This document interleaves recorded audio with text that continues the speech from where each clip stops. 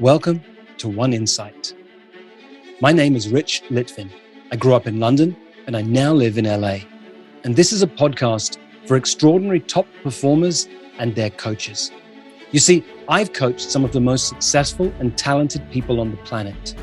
I can see what most people cannot see, and I dare to say what most people wouldn't dare to say.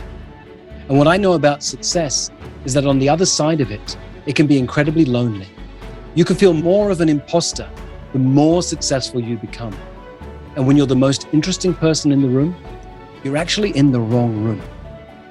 Clients who are more successful, more intelligent, and wealthier than you need your support more than they know and more than you can imagine. I coach around insight. Life looks one way, something happens, and the world looks different, and your entire world changes. It can happen in an instant.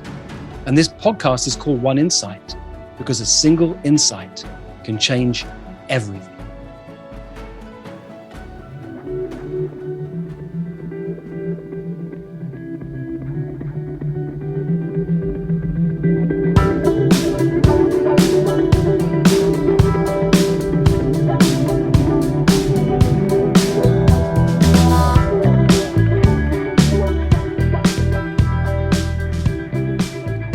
Hello, everybody. Welcome back to the Coaches Rising podcast. This is episode number 36. I'm Joel, and in this episode, I'm going to be speaking with Rich Litvin. And when I first met Rich, it was in one of our programs, and instead of talking about coaching, which is what I thought he would do, he just started coaching people, and it was electric. And so those of you that may know Rich by now, you'll know that that's what he likes to do. He just likes his coaching to speak for itself. And so then that's what he's going to do in this episode. He's going to coach me. But before that, we explore two big ideas. We explore what is the real job of a transformational coach? How does Rich see that? And we're going to explore how can we mess with our clients' thinking in a very powerful way. And I think that's something that Rich does very well. So those of you that don't know Rich, he's a master transformative coach. He's the author of the best-selling book, The Prosperous Coach. I love that book. It's a great book about how do you build a coaching practice through serving people and creating powerful relationships. So before we go into the podcast, I want to tell you about something very special.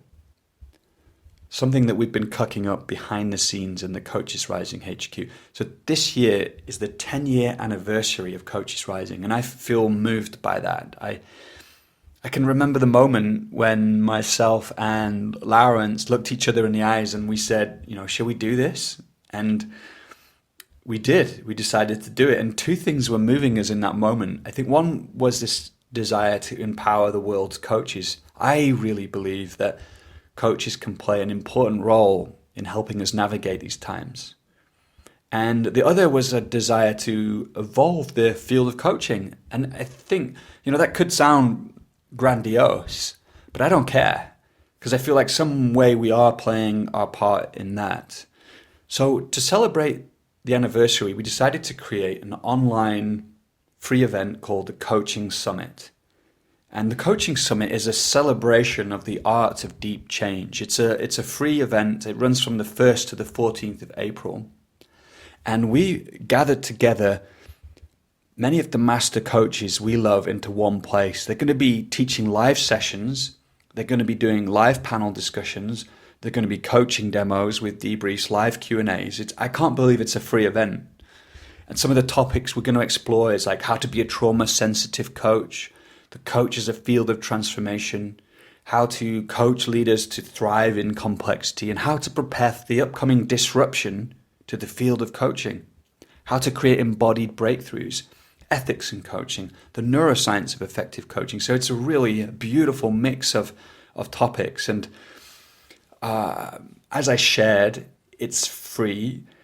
If you want to join, you can head to coachesrising.com/summit. and add your name to the sign-up box. I would also really appreciate if you would help us get the word out. I want this event to be as big as possible. I'm on fire about getting as many coaches to know about it as possible. So if you feel inspired, if you take a look and you see, these amazing speakers we have, people like David White, Rick Hansen, Richard Struzzi Heckler, Jim Dethmer, Jennifer Garvey Berger, amongst others, if you go there and you feel inspired, please share this event and let's get the word out and let's make it a truly global celebration of coaching. Okay, that's enough about that. Let's dive into the podcast. Rich, so cool to see you today. How's things? You too, Joel. Thank you. Honored to be here. It's fun to catch up with you. Things are, I'll say complicated. I never like to answer that question and say fine, because life is complicated, business is complicated, being a parent is complicated. That doesn't mean it's challenging, but I like to be really present to what's real rather than giving glib answers like fine. I find that too, actually. That question is always brings up a rich tapestry, doesn't it? Do you just say, yeah, everything's great? Or do you actually be honest, which would take a while? Uh-huh. Yeah. Well, I think that should be the context for our conversation today. Honesty. Wherever we go, let's have that be our context. Yeah. I wrote down on my pad, let's say some things we've never said before. Okay, no pressure. Bit of pressure there. There's a couple of things that I want to talk to you about today. One is about how you coach, and the other is about your success with your coaching business. Mm-hmm. And I'm sure we'll go in many places in between. And just to set a little bit of context, we first met when we did the Coaches Rising Summit about 3 years ago, I think. And, I'd been pretty used to doing those summits by then. So there was a little bit of habituation around the way I showed up. Of course I really cared, but I was like, oh, here we go. And it's another session. Let's make it amazing. But when I got on the line with you, something changed. It was like, you were like, okay, this is the way we're going to play tonight. Mm-hmm. We're just going to dive in. We're going to show up like we are now. Let's be honest, be real. And we're just going to coach. I'm going to coach people. And that whole session was just electric. We got amazing feedback. So ever since then, I've been wanting to dive in with you to ask you about the way you coach, but also about where you're coming from, because I think that has such a profound impact on the way we coach. I don't know if there's a question there. I mean, the context I have for that is it's how I always show up. I just did a webinar for another company the other day, and I always show up with, let me coach, let's challenge the way people are thinking, don't give me questions in advance because I don't want to be prepared. I want to be in the moment and say what's real. So that's always my compass for how to show up. Mm-hmm. Yeah. So let me ask then, what is it when you are coaching people, what is it you're trying to do with those people? This is a big question, I know, but this is where I want to go under the hood. It's like, what is almost like your philosophy? Like, what are you looking through? What lenses are you looking through as you're about to start coaching someone? The way you started the question, the way you ended the question are different, because you said, what do you do? And then you say, what are the lenses you look through? Yeah. But it's much more about the latter part of the question. Yeah. I come from this frame, this context of you are far more powerful than you know. In fact, you've probably forgotten how powerful you are. That's the context I have for whoever I'm talking to. And because I come from that place, it means that I'm looking for those moments that I can create the space for them to recognize that too. And that's the only thing I'm ever doing. And sometimes it looks like they'll get an insight, and sometimes it looks like they'll take action. But really underneath it all, I'm reminding them how powerful they are. Mm. And do you find that's like, how do you get people there? Is it just, like you said, it's different every time? Or like, how do you know when they're able to start connecting, remembering how powerful they are, connecting to how powerful? Well, I can't be attached to it because then it's my thing. So it's the place I come from, but I have no attachment to it. You may not get it, or it may take more than a single conversation, or it might be in 5 years, you remember that conversation. It's like, oh, now I get it. Look, I'm the little boy, when you trace back my history, who spent much of his childhood feeling powerless, feeling that he was told what to do and how to show up and how he had to behave and what had to be done. And I struggled with that. But part of my gift comes from that very challenge of all those years of not feeling powerful, is that I see when you are. I see where you are. I see how you are powerful, even if you can't see it for yourself. I can't help it. It's just, that's the way which I see the world. I see where your power lies, even if you want to push it away or pretend it's not there. Yeah. And I love that, so often the way that we grow up, like the way we're shaped actually becomes a gift that we then can use when we're working with other people. Yeah, so much often our biggest struggles become our biggest gifts. And I love I was in the salon with you. I remember one time you talked about, a lot of, coaching, people come to coaching because they want results. But you were actually focusing not on the results, not even on the mindset, I think, but on the, playing with the way that they actually see the world. Yeah, well, look, people come to coaching for one reason. They want results. And most coaches get very quickly that if we help you change the actions that you're taking, that will lead to different results over here. So you walk in the door and the coach is listening for what actions you're taking, and they're immediately saying, okay, change this action, do this differently, do that differently. There's a lovely story my friend Michael Neal tells about a carpenter who goes to see a coach and asks for help to grow his business. And the coach immediately says, yep, you need a PR person, you need a marketing strategy, you need better search engine optimization. We need to work on your customer onboarding process. And they work through for an hour on all the systems, all the actions he needs to take to change the results that he's creating. And the client's about to leave and looks back and says, the coach looks back and says, oh, by the way, I forgot to ask your name. And he says, oh, my name's Jesus. And that's the place I'm looking for. Who are you that would impact the actions, that would impact the results? And who you are is a function of two things. It's a function of how you see the world and how you speak the world into existence. So how you see the world is relationships are challenging. The economy is tough. My boss is mean. We have these ways that we see the world and we speak the world into existence. And I play very differently. I want to, so all of that, the way that we see the world, the way that we listen for the world, the way that the world occurs for us is our mindset. It's our thinking. So my only job as a coach is to mess with your thinking. And then as a result of your thinking shifting, you'll take different actions and have different results. And the reason it doesn't work to go straight to actions and changing results is that most people have got an experience of this. You've got a buddy or a friend who keeps dating the same kind of woman, and he comes to you and says, or man, and says, look, this one's different. You say, oh my God, no, they're not. They're just like all the others. No, you don't understand. This one is different. And you point out all the reasons why, and they walk away like, you're crazy.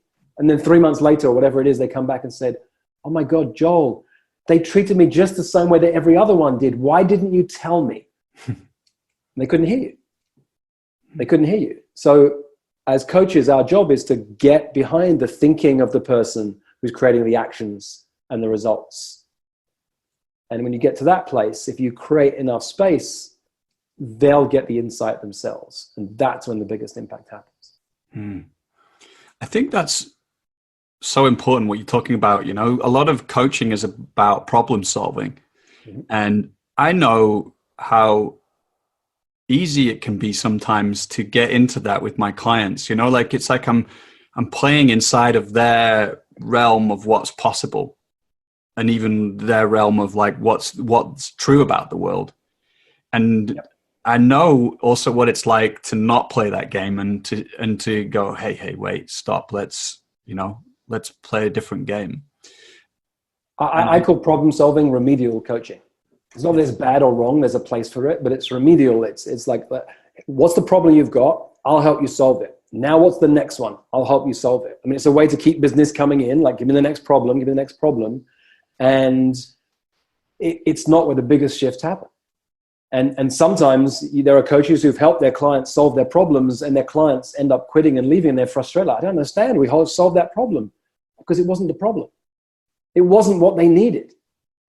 And your job as a coach is to go underneath what they're asking for to find what they really, really want, not the thing that they think they need.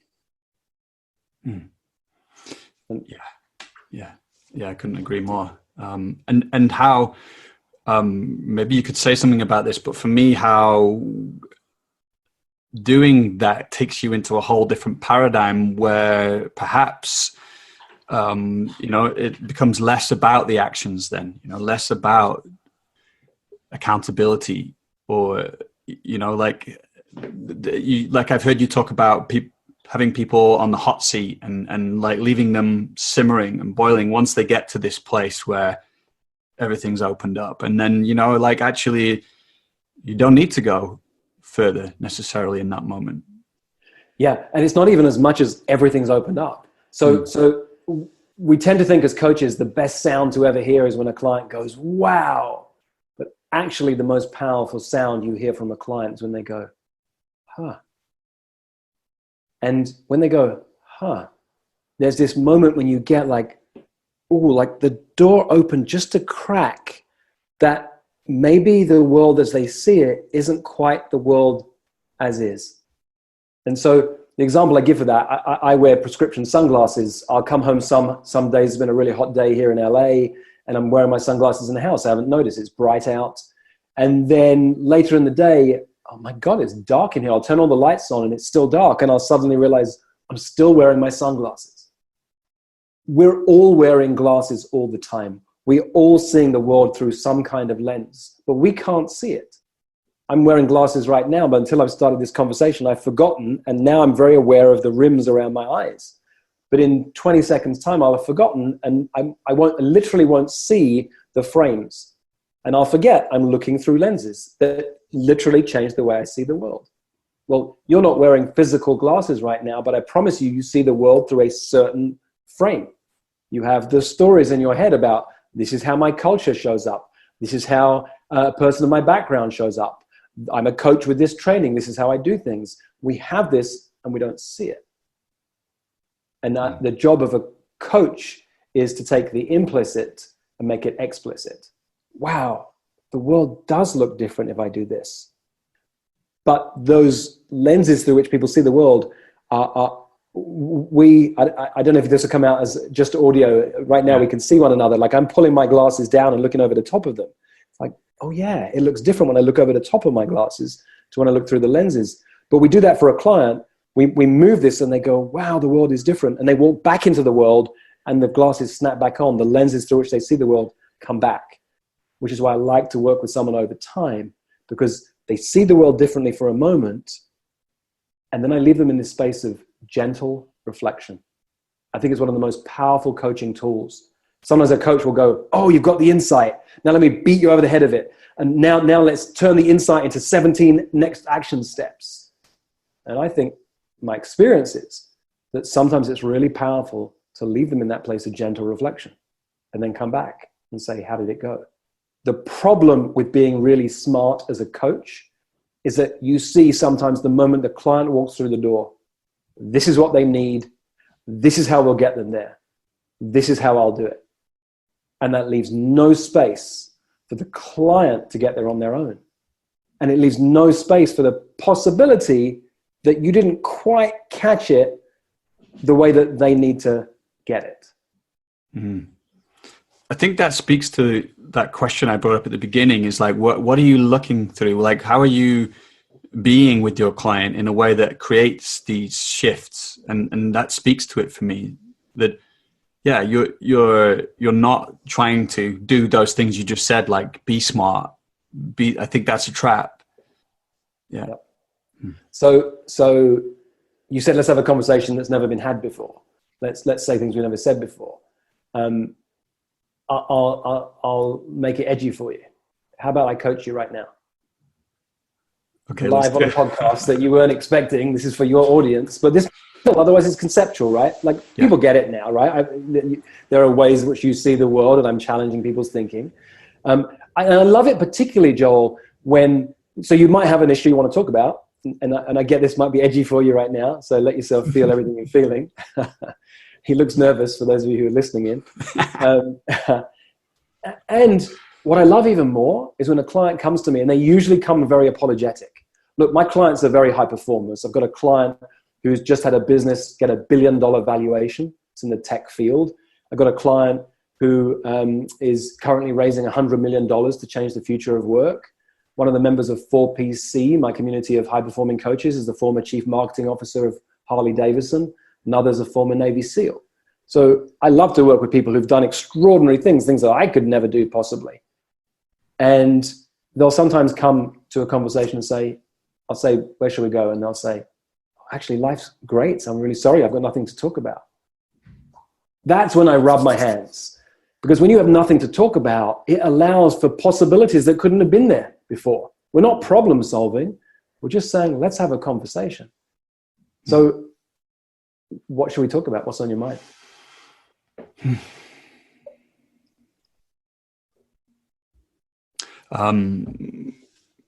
What comes up is that I feel on fire at the moment with my work, which brings up fear as well. I'm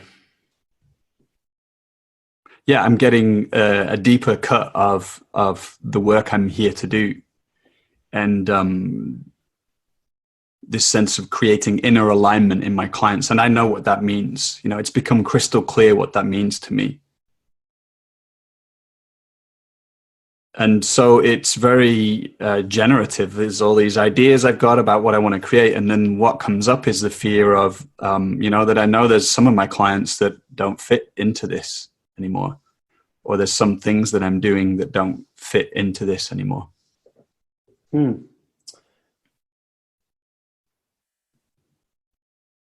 Now, I can see you.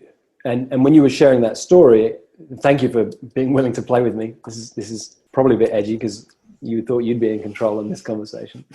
And I get it. You feel on fire. Like I can feel that in you. I've known you for a while and I've felt this building. So it feels like a really great place. And then you said there's fear as well. But I don't get fear when I look at you. And I'm going to question. I'm going to question whether this is a story that you like sometimes, and I know it too because I've been doing it recently. I was talking about the same thing, that I was using fear as an excuse when I'm actually not afraid about what's coming next. So what's the laughter? What are you getting around that? Yeah, that it feels true. Like I actually don't feel afraid at all. I feel just really excited. And actually I'm in a luxury position because, I've got enough clients. My business is going really well. So, and what I'm going to get at is that I can tweak everything I'm doing to fit, so it's not like I'm afraid of like having to start again. So it does feel like an outdated story. I mean, there's something there, but yeah, it's not true. Are you using that as a way to stay safe? Like if I'm playing big, but I say I'm a bit afraid at the same time, then I'm relatable.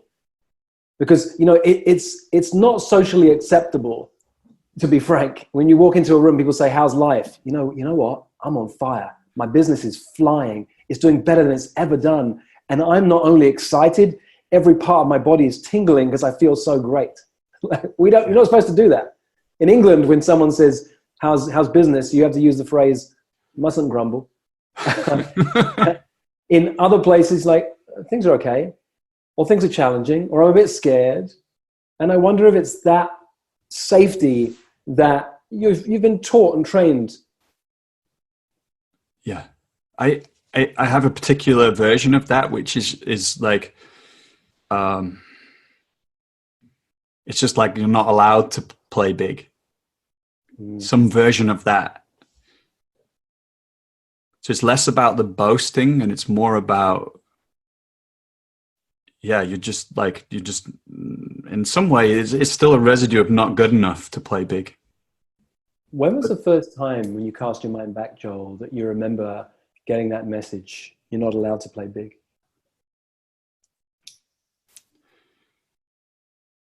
Well, what comes up immediately, and it might seem like a strange example, but it was very impactful. It was when I was in the kitchen of my house with my father. I'm not sure exactly how old I was. I think I was 5 or 6 or something. But I remember I just wanted to get his attention because I was really excited about something. And he was like cooking, and he just said, "Not now, Joel." And I just was like mortified. I just remember it. I mean, I can see it. Like, I can literally still see very clearly. And I just felt shame. And in that moment, there was this message of like, don't impose on people. And so that to me is a bit the same feeling. It's like, don't shine with that passion, don't impose, because people are too busy or something, or they're just gonna say, "Not now, Joel." Yeah. I can feel some sadness. Like, yeah, me too. I'm moved because I'm a dad of a 4-year-old and a 7-year-old, and I'm aware that I'm going to have a moment when I say something like that that's going to have an impact on them that ripples into their future.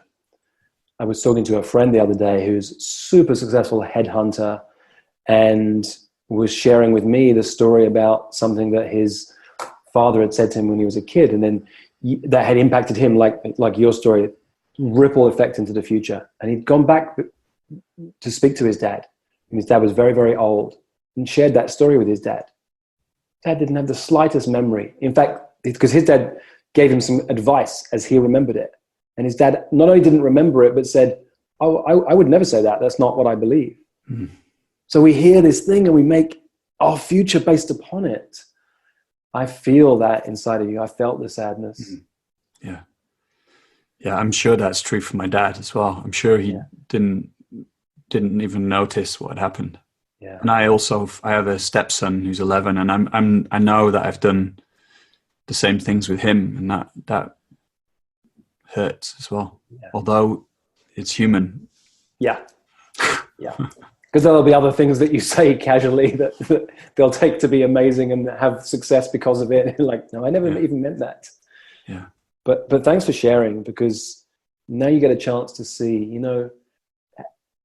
that picture of you and your father felt really real. Hmm. What color clothes was he wearing?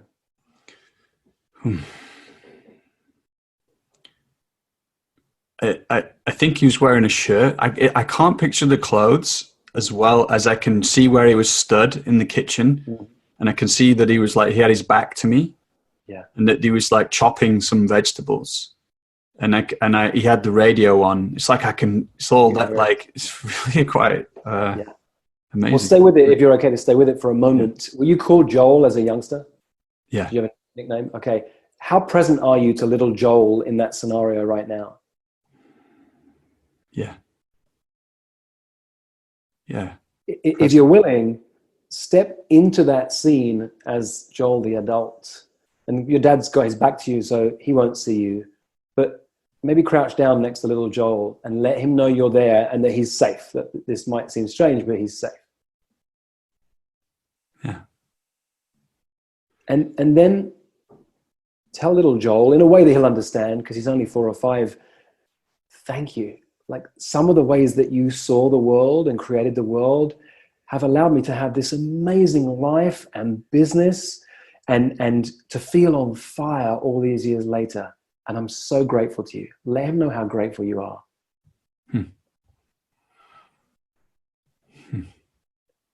Does he get it?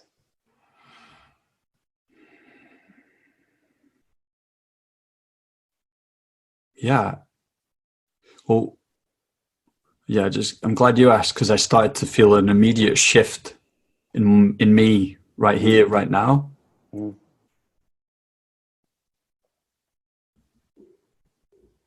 But yeah, he does. Yeah. Yeah. And we'll talk about the shift in a moment, but for this moment, stay with little Joel and let him know that that message that he's about to hear from his dad just means that his dad's busy cooking. And that's all it means.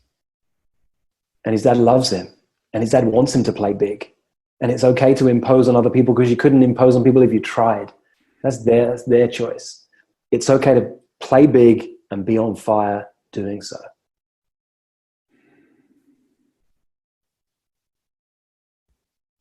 Mm-hmm. And he's 5, and even if he doesn't quite get the words, he'll get the impact in his body. Yeah. And give him a hug. Yeah. Okay, go finish that. Well, that's what I'm really in touch with now. Yeah. Give him a hug or whatever he needs, a high five, and let him know that you've got things now, that he's had your back all these years, and now it's your turn. And you know he's there if you need him, but now it's your turn to take care of him.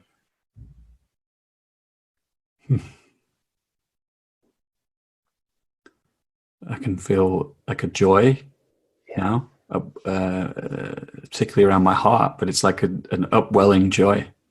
Yeah. And give him a wink or a smile, and whenever you're ready, step back out of that scenario. Yeah. And the reason the shift happened so fast was that you changed, like the computer chip in his brain that told him this message meant one thing that has played out for your entire life. But when you went back and changed it so that Joel's dad not being willing to speak in that moment actually meant that he's allowed to be on fire and he's allowed to play as big as he wants, rippled through the years that fast that you felt it inside of your body. Yeah, and that's the feeling I'm with right now, is like a this subtle joy, like expansion, and well, it's a palpable shift, let me say, and peace. Yeah. And so you're human, right? There'll be moments when you notice either a feeling of fear come up as you continue to play big and be on fire, or just the language. You'll catch yourself and saying, and I'm a bit afraid, when you're talking to somebody. And then make it a practice of catching yourself. Each time you say that, you don't have to judge yourself, but call it back in. Oh, you know what? That's an old habit I've got of saying I'm afraid. I just want to call it out. I'm actually not afraid. I might have some energy in my body, but I'm putting a label on calling it fear, and I don't need to do that. And if you start to make that little thing your practice of just naming it, oh, it's not fear. That's an old habit. And sometimes it will be. There'll be fear's a useful emotion at times, but practice naming it and then saying, that's not true. I'm not afraid. And actually I am afraid. We're not taking away fear. If you're on top of a building about to do a bungee jump or whatever it is, it's okay to feel that energy, but just notice and label it and then acknowledge, oh, it's true or it's not true. It's just an old story. Thanks. Yeah. So let's pause in this moment and check in how you're doing. What's the takeaway from that experience for you? Let me see if I can put it into words. Oh, and that's a good catch. If you can't, that's okay, because this might be a felt insight and there's no need to put it into words. So check in. You may say, you know what? It's a feeling and I'm complete. I do want to put it into words, and it's but it is a feeling. That's the thing. It's a felt shift, but it feels like a sense of fullness or okayness, and also like I'm not hiding anything. So there's a vulnerability, but that vulnerability adds into that fullness. So it's just like there's an ease. It creates a sense of ease. And if I create from this place, if I share from this place, it's authentic and it has real impact. It's I love it. I hear a distinction in there between ease and easy. And creating from easy is looking for the shortcut, like so many are these days. And it's like that is not the game to play. The game to come from this place of ease feels really good on you. Mm. Yeah, that's something that's important to me. Yeah. That distinction you just made.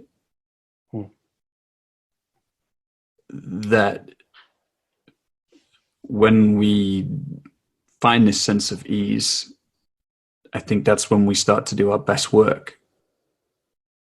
Well, that's a generalization. If you own it. Yeah. Okay. Good. I'm going back into interviewer mode in a way, but yeah. No, good catch. Yeah, for me, that's when I just show up as I am. Yeah, beautiful. So let's put a line underneath that and come out of that little coaching experience. And then whenever you're ready, you can shift back into the game of interviewing. But it felt great. I didn't know where we were going to go. You'd said, let's create the space for a conversation that hasn't been had before. And that was the one that occurred. Mm-hmm. So there's two ways we could go from here, I see. One is there anything you want to share about that coaching, about the move you made or what you did that could take us deeper into why you were coaching in that way? The other one is I want to know a bit about you and your growth and your journey as a coach, because something you just said to me struck me. And I think that's what I love about the work you put into the world. There's a lot out there right now, which is easy. It's like quick fix. Mm-hmm. You can make 6-figure coaching in 6 weeks. And you don't give that message. Nope. Well, let's just separate the two. The first one is for about 3 or 4 years, people have been asking me to distinguish my coaching. How am I doing what I'm doing? And I've said for years, you know what? I've done dozens of trainings, thousands of hours, been coached by so many coaches. It's all of that blended in. I can't distinguish this. It's what's the phrase? It's what are the 4 levels of competence? The highest level of competence is unconscious competence. But there's a level above unconscious competence called mastery. And mastery, you look at that thing you do so effortlessly and easily and begin to distinguish, how are you doing it? Why are you doing it? Where does it come from? And I've spent 2 years doing that. So I've got a framework for how I do my coaches. I've broken it into my coaching. I broke it into 5 different elements. If that's interesting, I'll be happy to send it to you. You can send it to your audience. Mm-hmm. They can use it as an assessment. So they can assess based on how I do deep coaching, what I think deep coaching is about, how's their coaching. So I'll be happy to send that to you. We'll put that in the show notes for sure. Great. Yeah. Great. Absolutely. So it distinguishes things like deep listening, eliciting, drawing out from your client, leadership, are willing to lead. There are 5 different elements to it. So rather than diving into that, let them have a look at that. And I'll be happy to share that with your audience. Yeah. So then, I like that distinction of ease versus easy. I've seen so many ads on Facebook recently. The 2 that struck me recently were something like this. I will share with you the blueprint to how I built my $20 million coaching business, and I'll share it with you for free. Just sign up here. I get frustrated by that kind of nonsense because, I mean, if it was as simple as following somebody else's steps, well, let's just all read Richard Branson's autobiography and we'll all be billionaires. It's not about what they were doing. It's about who they were being when they were doing it, let alone the circumstances, the environment they were in, and the luck, the opportunities that arose. So I'm less interested in teaching people formulas than frameworks. I'm less interested in trying to solve problems than trying to live with paradox. I'm fascinated by paradox. The paradox is when in one situation, this is the perfect solution. And in another situation, it's the worst possible solution. So those two things interest me. Frameworks, my book, The Prosperous Coach, has sold 50,000 copies for a reason. It's still 5 years later after publication, still selling 1,000 copies a month. There's a framework in it that if you follow will help you create clients. That's interesting to me. There's no formula. There's no step-by-step. It's not easy. It's simple. It doesn't mean it's easy. You've still got to do the work. So business has been like that for me. Business has been full of ups and downs and challenges. And I get to one level of success and I find that, oh, I thought this would be the place where I can rest easy. And oh no, now there's a new level of challenge. That for me is edgy, but it's also exciting. I like the idea that every time I have a success, that there's going to be, I call them quality problems. The kind of problems that if you share out in the world to other people, they would say, I wish I had your problems. But there's still problems and challenges. So that's the theme of the second book I'm writing, The Success Paradox. This idea that people think that when you've got success, that you're on beaches all day sipping margaritas. And I haven't found that to be the case with any of the most successful people I know. And what's been your biggest surprise on this journey? You know, working around being successful yourself, working with other successful people. What's the biggest surprise you've discovered? One of them I call because there's a whole bunch. One of them I call the fraud paradox. Like I have this constant feeling of being a fraud. Like this is a fluke that it's working for me right now, or how did I get into this room with these people? I have this constant sense of being a fraud. And I think that then it will go, I get to here, it will go away. But I get to here and then I'm surrounded by people who are playing at this level and it's back again until it goes away. But I'm at this level now and then it's back again. And the fraud paradox is this idea that I haven't seen it go away, that I have this constant feeling. And what I've learned is that, well, I've got to keep heading in that direction. Because the way I put it, if you're the most interesting person in the room, you're in the wrong room. And so I keep challenging myself to surround myself with people where it feels edgy to be in that room. And even the community I created, 4PC, stands for the 4% Club. 4% is the top 20% of the top 20%. So these are really high-performing coaches and leaders, some of the people I mentioned earlier who play a really big game. I didn't want to create a community where I'm the leader, that you should be in awe of me. I wanted it to be, and it's one of our ground rules, you can be a little bit in awe of us, but we need to be a little bit in awe of you for you to come into play in our community. That I surround myself with people, even in the communities that I'm creating, curating, and leading, that I'm in awe of anyone who's walking through the door. Just this thing about the fraud paradox, it seems like it's very interesting because you said I get to this next level and then it's still there in some way. And then I get to the next level. So I wonder if it's about going to the next level and the next level, or if whether that fraud paradox is something you'll just always live with, or whether there's a different place where it may go away. I don't know the answer to that, but I'm just wondering, because I noticed the same thing for me is with money and income. I keep thinking, when I get to that level of income, then I'll stop worrying about having enough money. And that hasn't gone away yet. Yeah, well, they're two separate things. Having money and worrying about money are completely different. I have a friend with a $20 million net worth whose partner is constantly worried about the money running out.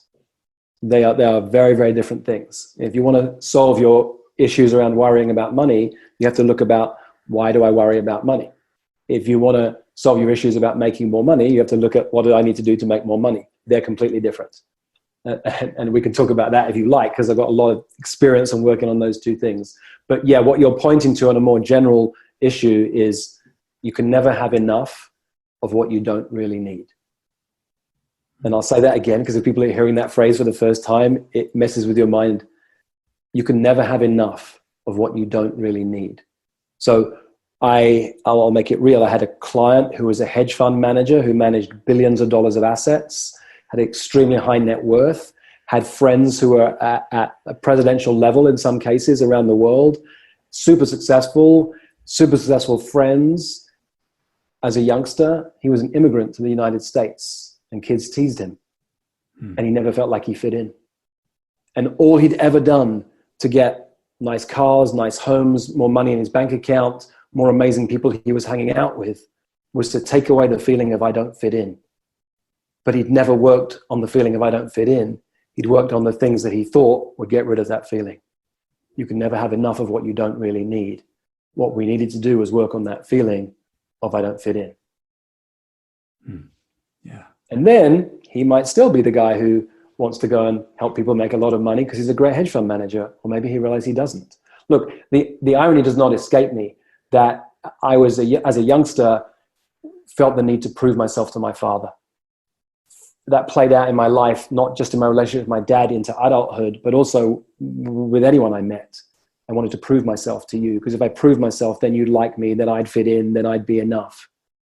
And who else but that guy who had that frame of trying to prove himself would create the 4% Club, a group of the top 4% of coaches and leaders out there. Who else but that guy would do that? I see that. But on the other hand, nobody else did.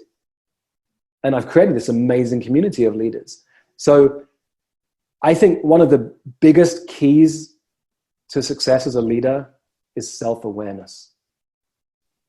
When you see yourself, then you can be real. When you're willing to call yourself out, even more powerful. But just seeing yourself, having that self-awareness. I get where my doubts and insecurities and fears led me to be that guy creating 4PC. But on the other hand, I have. And it's an incredible powerhouse of really high-performing coaches. And I love that. And I have the self-awareness and the willingness to even talk about it and laugh at myself. I think self-awareness is a big part of the key. But I think this is really important what you're saying now, because a lot of people I've discovered, they're almost like they're waiting until they've dealt with their vulnerabilities, insecurities, stuff before they show up. And what you're saying is actually, or what I'm getting is that the more you're able to just be comfortable with your vulnerabilities, your insecurities, the more powerful you become, in a sense, the more real, or something like. Maybe I'm filling in a lot of gaps. No, it's great. It's great. The way I describe that is confidence is a result, not a requirement. Confidence is a result, not a requirement. Yet we all want it first. If only I was more confident, then I would speak on a stage, grow my business, coach these people. You know what? You weren't confident when you did X, Y, or Z all those years ago. And everyone's got a story about things they did when they didn't have confidence first. So why do you think you need it now? You might need courage. Sometimes it takes a bit of courage to do the thing. Courage is not having no fear. It's having fear and doing it anyway. But confidence will come later. And I think what strikes me is that these leaders you're working with, if you get higher and higher up, it's just the same thing, like that. Or let me say this, like they're not super people, like with superpowers. Although maybe they do have superpowers, but just not in the way that we think. But they're just normal people with their insecurities as well. That's the beauty about being in 4PC. The tagline we use internally is not in our marketing. We say 4PC is the place where you can never get too big and never get too messy.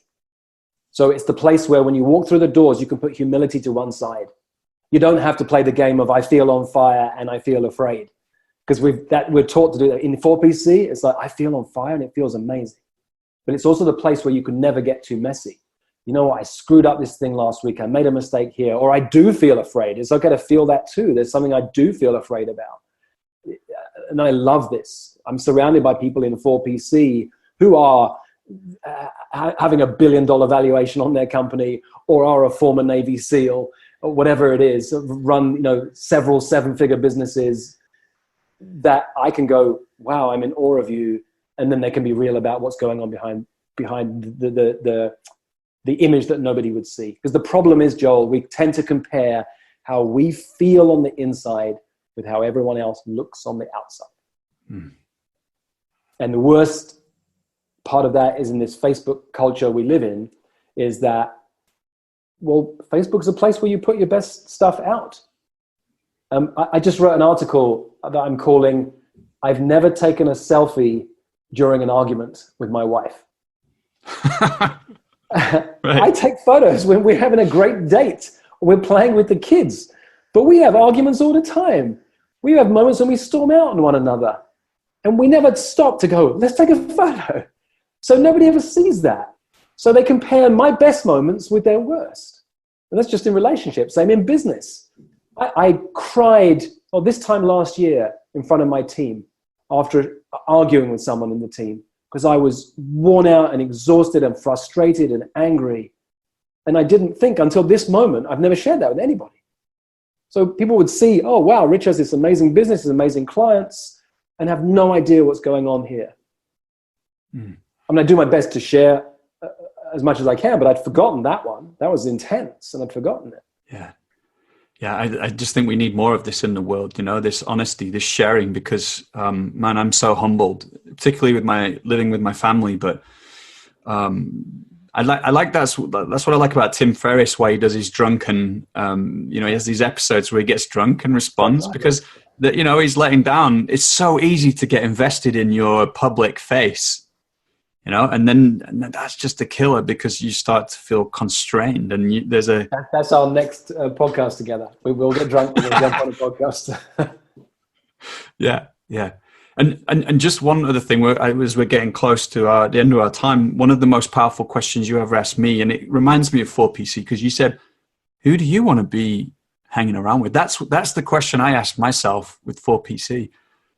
So who do you want to be hanging around with? Who are these people that maybe intimidate you, but they're the people you would... I'll tell you how I answer that question. I'll answer it with a question I heard a while ago. Peter Diamandis asks this question to get people thinking exponentially. He says, what would you do if you had $1 billion? You see, with $1 billion, you've done all the shopping, you'd had all the nice homes, the cars, the yachts, everything would have been covered. So the shopping's all handled. And I know immediately the answer to that question. If I had $1 billion, it would be my entry ticket to go and sit in the rooms with billionaires, because I know that I'm the guy who could mess with their thinking. I'm the guy who, when everyone else is saying yes to everything they say, I'm the one who's willing to challenge the way they see the world and will dare to say things that other people wouldn't dare to say. And I'm human. I have this fear. I heard that question. I knew my answer. And it's like, oh, you've got a fear of walking into a room with someone who has $1 billion. I mean, I've met a billionaire and he was very, very ordinary, but I have this fear, the human fear of like, oh, how would I get to sit down with a billionaire and challenge their thinking? Can I ask you about that? Yeah. Because I'm curious, what would you like to do with those billionaires? Let me share a bit, because some people listening might be like, oh, well, he just wants to be with billionaires because they're rich, and it's all about lots of money. What is the motivation for you to be in with those billionaires, particularly with the world? I don't know if you have, like, the world is, it's in a screwed up way in a lot of ways right now. And if you could boil everything that I'm about down to a single word, it's the word impact. And so why I choose to work with the clients that I choose to work with is they're people having a big impact. Jen Gresham, who was my apprentice, who's currently raising $100 million in order to change the future of work. That has me on fire. That's exciting to me. My client who's got $1 billion valuation for her company, the company is, in layman's terms, creating Wi-Fi communication to Mars. Like, these are people who are making what could be possibly a massive impact on our planet for the future of humanity. That's what interests me. So I use the term billionaires in a generalized term, but these are the kind of people who have the potential to make a massive impact really fast. And that's what excites me. There are other criteria I have for working with a client, like you have to be fun, that you might not tick the box just because you have a lot of money. But that's why I'm about impact. And I'm also about leverage. I sometimes tell this story. I say, I don't want to be on Oprah like so many coaches do. I want to coach Oprah. Now, I don't even know if she needs a coach. It's not about her. It's that I want to work with the person who has the massive impact. Mm. Don't get me wrong. If she calls, I'll pick up, Joe. I'll say yes to being on the show. But I want to coach the people who have a big impact, because that excites me. And I don't want to have millions of clients, thousands of clients, even hundreds of clients. I think we need from coaches in the world these days is people who are totally connected to a mission, their calling, who are making a big impact. And that's but I feel you, man. The impact. That's it. And I think that's what every coach. So I was just really excited. Whatever that is for them that you just expressed to me. I am on a mission. That's the place we need people is my coaching from right now. Mission. I made a commitment that I'm in for 25 years. We're about to start year 5. We've had some members who've been in for all 4 years and other people who've come in and then grown and flown. But I'm in for 25 years. So I don't know what it will look like as time goes on, but I know I'm curating this community of extraordinary people. That is exciting to me. Nice. Well, I just want to give you the chance. I mean, I've had a great time with you, and we definitely did say things that we weren't going to say, or at least I did anyway. So I just want to, where can we find out more about the things you're up to for PC and things like that? Thank you for asking. If you go to richlitvin.com, you'll find on my website links to there's 2 main ways to work with us. If you want to master the Prosperous coach approach, if you want to learn the framework behind how to enroll high-performing, high-fee clients, it's simple, but it's not easy. And there's a structure and a framework that we'll take you through. And we have a program called the Salon that's helped to launch some of the most successful and unique coaches out there. You're a veteran of the Salon. That's one thing that we do. And the other thing is 4PC, is this community of extraordinary, talented individuals.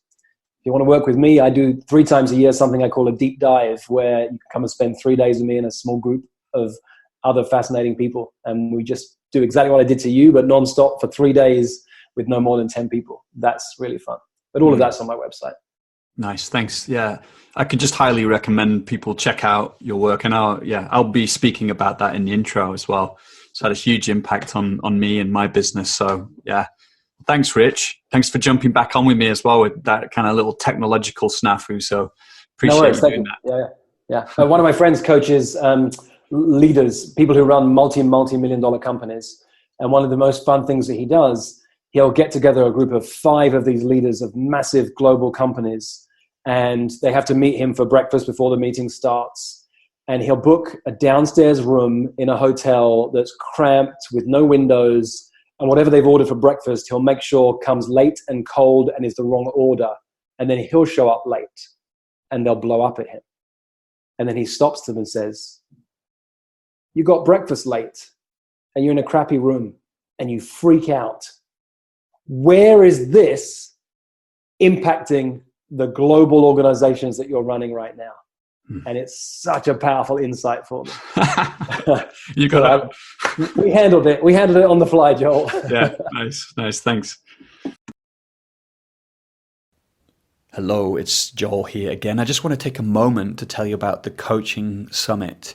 This is the free online event, which is a celebration of the art of deep change. And it's running from the 1st to the 14th of April. Some of the speakers we've got are awesome.